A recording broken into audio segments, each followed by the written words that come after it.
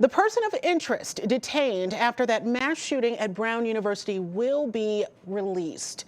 Law enforcement and city leaders held a press conference at 11 last night, and they provided the update saying there was no basis to keep the person in custody. The person of interest was detained shortly before 4 o'clock Sunday morning at the Coventry Warwick Hampton Inn. FBI Director Kash Patel says his agency received a tip from the Providence police line. Mayor Brett Smiley said he is aware the update will cause fresh anxiety in the community. Smiley says more law enforcement will be visible in the city today. However, a new shelter-in-place order is not necessary.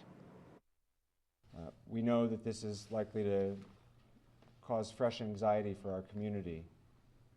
And we want to reiterate what we said earlier, which remains true, which is ever since the initial call, now a day and a half ago, we have not received any credible or specific threats to the Providence community.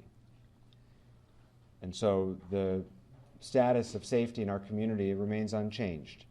And we believe that you remain safe in our community, though we will continue to have an enhanced police presence throughout the city and on the Brown campus.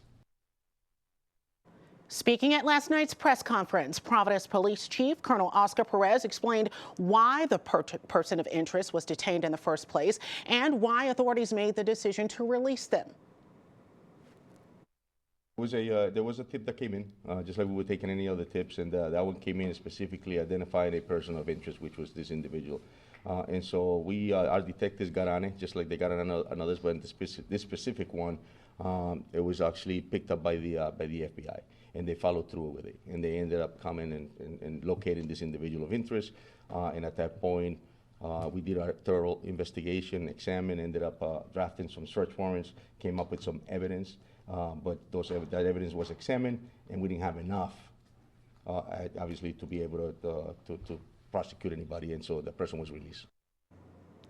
Now, the release of the person of interest leaves law enforcement without any known suspect. City, state, and federal law enforcement are pledging to double down on their efforts in this investigation. Investigators say the person you see in this surveillance video is still the person they are looking for. The video shows someone in dark clothes at Hope and Waterman, but it doesn't reveal their face. The person's right hand appears to be in their jacket pocket as they walked north along Waterman Street before exiting from the frame. Investigators say there is limited usable video from inside of the Brown building where the shooting happened.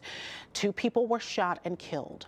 9 others were injured. As for the timeline of Saturday's events, the shooting happened at the Barris and Holly Engineering Building just after 4 in the afternoon on the second day of final exams. Exams were scheduled in the engineering building from 2 until 5.